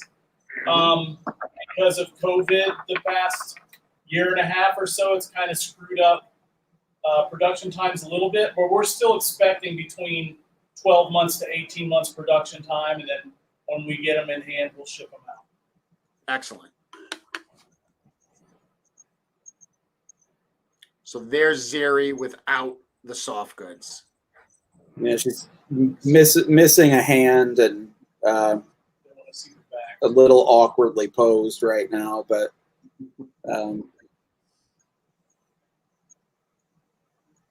there you go. Very cool. So there's a lot of different ways that you'll be able to display her and pose her, and I think she's, aside from being a cool looking figure, she's gonna be a fun figure. Sorry to interrupt, Jeremy. Now you can move on to my favorite guy. Okay. With that, here's Kragnar.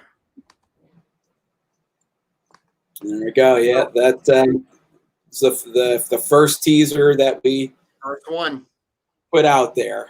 And right now, you got to tell everybody. Everyone's been speculating. What size is this character? This character is Ogre Scale. And I don't have an ogre here to put him next to, but I think he's actually a little taller than most of the Ogre Scale figures that we've done so far. This is the one dropping the teaser of Kragnar last week where people weren't expecting it. It absolutely set the stage for this. So this is a four-armed character. But Eric, before the show tonight, we were talking about this. Those arms actually do come out, and you said that there are actually little ports, like little plugs that go over those to fill in the actual gaps, correct? That is the plan, yes. I'll pull, let's see how this, because I currently don't have the arms in. So those are the sockets there. And then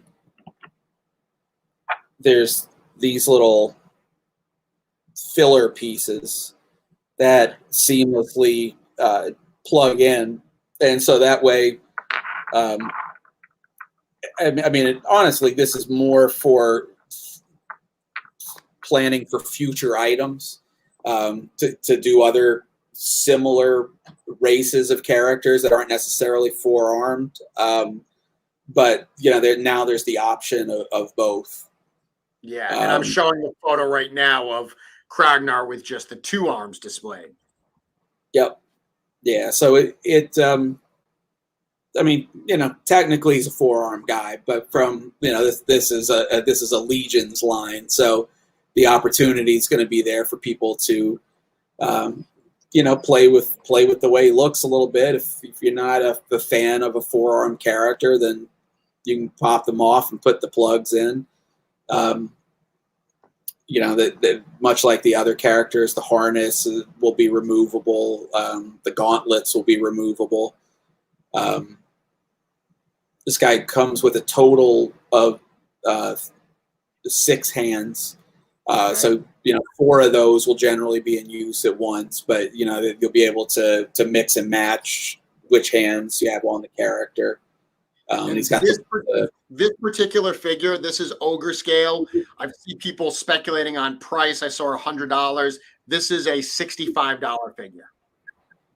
Yep. And this is, with the extra set of arms, and that extra hands and all that, there's a lot of extra material that goes into the figure, a lot of extra paint that goes into it. And when you see the torso in hand, there's a lot of mass to the torso, because to get those extra sockets in the back, it's very deep. Again, that seems to be a running theme with these characters, but it's from front to back, like this will be a deeper package on this guy than a standard ogre figure. And he's got an extra head too, which we haven't done with the ogres yet. And I see somebody asking, does he have an extra joint in the midsection? And yes, he does. So that was something that was put in by adding the extra weight of those arms on the back. We wanted to have a little more ability to counterbalance and get the figure in a dynamic poses, and have the ability to offset any extra weight or imbalance that went on the figure. Eric, when you said that you didn't have an Ogre Scale figure here to pose him next to, Action Figure Insider, which I assume is Daniel Pickett, said, "Sure you do. Corn Boy's right there." So yeah, that might. I don't know if that's going to work quite right. It's a good suggestion, though. So we are at 11 o'clock now, which means the pre-order actually has started. So people are seeing that all-in price, which is $500. That all-in includes the 10 figures we've seen currently It includes the 2 hand packs that we've seen. There actually is also a weapons pack as well that I'll bring up right now to show. And then we do have one final figure to reveal. So this is the weapons pack that is available. So it comes with, that the bug stick, the sniper rifle, the heavy blaster, the Sphexian gun, the 2 blaster pistols, and 2 wrist pistols. So accessory pack, 2 hands packs, 11 total figures, one of which is the Ogre Scale, one of which is the meatball. And then, we've got a number of deluxe figures, the Sphexians, and the first Thyroid figure is deluxe. The standard figures, which are $37, we've got a number of them, and the 3 Legion builders. I've covered all of them, right, Eric? Except for the last one. But before we get to that, look, I do see this question coming up quite a bit, and it's definitely worth addressing here. Yes, this figure does have the improved hip joint. Okay. I don't even know if we've talked about this. I don't know where we're at, but we've already tooled a new hip joint for the Ogre Scale figures that alleviates all the problems that we've been having. Okay. It's, it doesn't affect the look of the figure in any way. Function, their range of movement is very similar, maybe even a little better. It's more set up. It's like a lot of figure hip joints, like Marvel Legends and things, are put together where it's the joint comes out of the crotch and then the balls pop over, so it's a friction fit. I always call that like a barbell joint coming out of the crotch. But so that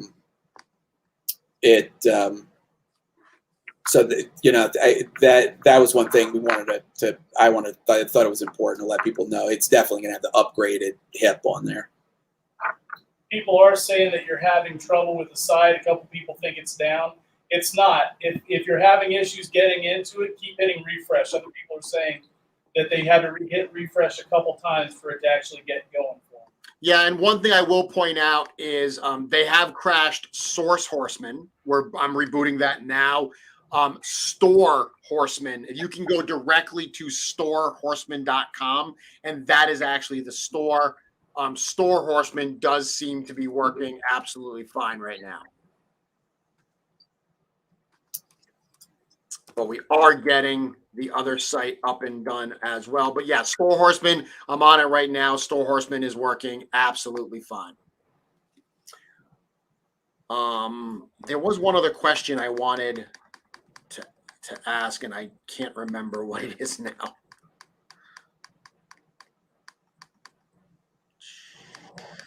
Let's see. Okay, so Eric, do you want to show that last figure that we've got? Let's do it. So the last figure, which interestingly, it took in Mythic Legions, it took a number of years and a number of ways to see a second version of a character. Baron Voligar 2, Artemis Silvercord 2, that were from the Alithia wave, were the first time that we got to see those. In this particular wave, in this particular line, we're already seeing a second version of a character because it was critical to see this character in 2 different ways as part of the storyline. This is another version of Thyroid, and this is a standard figure that comes in at the $35 price point, $37 price point. Yep, and yeah, so this is Olet Thyroid again. This time, his little parentheses next to him is Grave Ring, and so this represents, by the time he hits the Grave Ring portion of the story, this is what his look is when we get to that point, what his like attire is in the fighting ring. And yeah, like you mentioned, it is something that is very different from the way we've done in Mythic, and kind of goes to show how the story element of this line is being approached differently than when we started in on Mythic. This guy, we debated quite a bit on whether we do, a deluxe pack where you had parts where you can mix and match, and then we were looking at it and it's like, well, you'd have almost 2 complete figures, except for you'd only have 1 set of legs. Yeah. We figured that the character was important enough and he's cool enough to put him in here twice. And it's funny. I'm seeing a lot of people on there mentioning that Reptilian Torso, and this is I can't think of a better example of how cosmic and mythic parts will be able to interact with each other, and how the two lines will feed off of each other, because this is a set of parts that it's not just the torso, it's the arms as well, that are going to be introduced in cosmic, but people already are immediately seeing what the implications of this tooling is for mythic.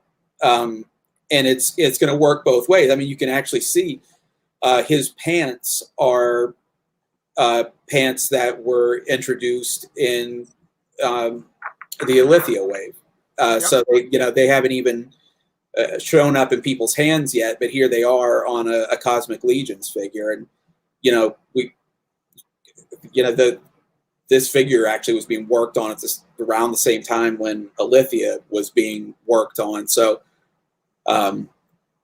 they're planning so far ahead with this stuff, and finding ways to seamlessly integrate these parts so we can jump back and forth between the two lines. Well, even something like the feet here. I mean, I love the way that when you do the feet, it's got that rim of armor around the top.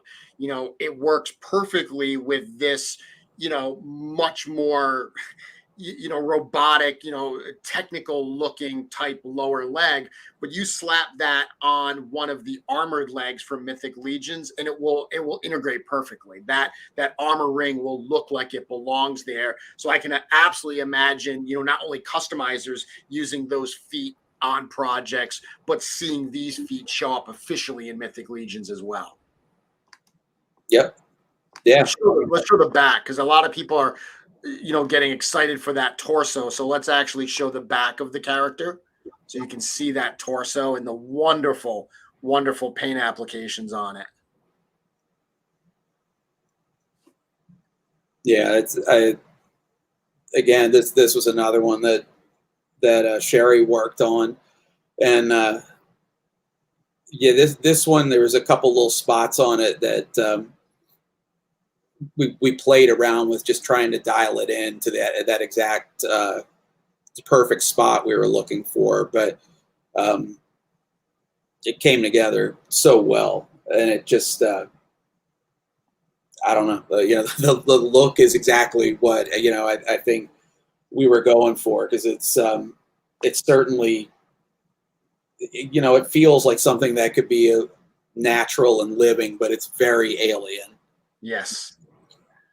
And there's the accessories. So we've got that staff, and then a second version, and then this was actually the Thyroid. This version was the last teaser we did today, where we actually showed him holding that kind of chain weapon that we see here as well. Yep. Yeah, and actually, if you look, with the idea there is that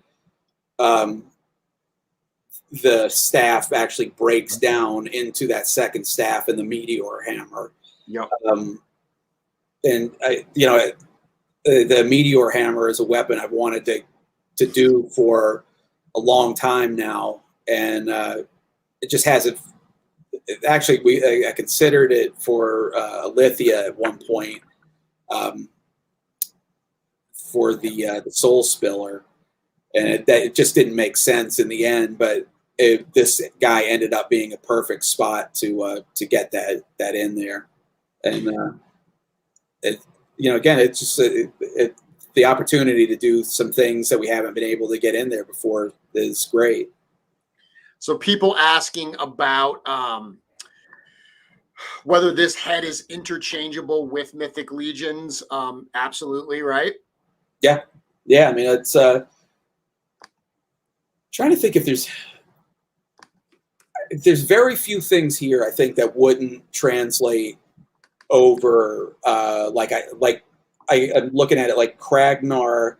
His head won't work with a standard ogre scale figure just because the anatomy is so different.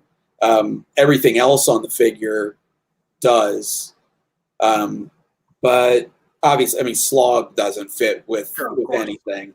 Yeah, but people were asking if Slog's arms would interchange with Ogre Scale figures. Nah, they're beefier. And then the other one people were asking a lot about is on the specs with any of their arms and stuff interchange with Mythic Legion's characters. Parts of them absolutely. Like I know their main arms and hands would fit with Mythic.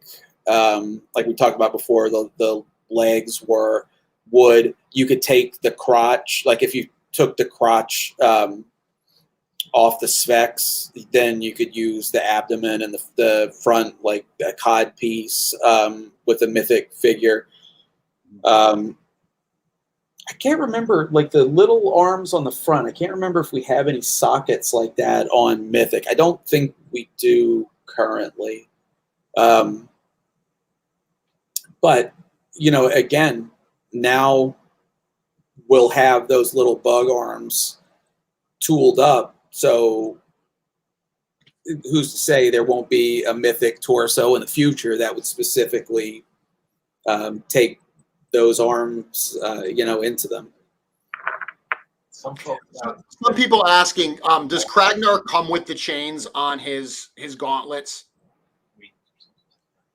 I'm sorry, say it again, Jeremy. A number of people are asking whether or not Kragnar comes with the chains on his gauntlets. Nah, that was just a prop for the shot. Okay. And I somebody was asking, Nate just pointed out, somebody was asking about wing holes on the back of the Thyroid, the Reptilian Torso. I can't tell here, but I want to say yes.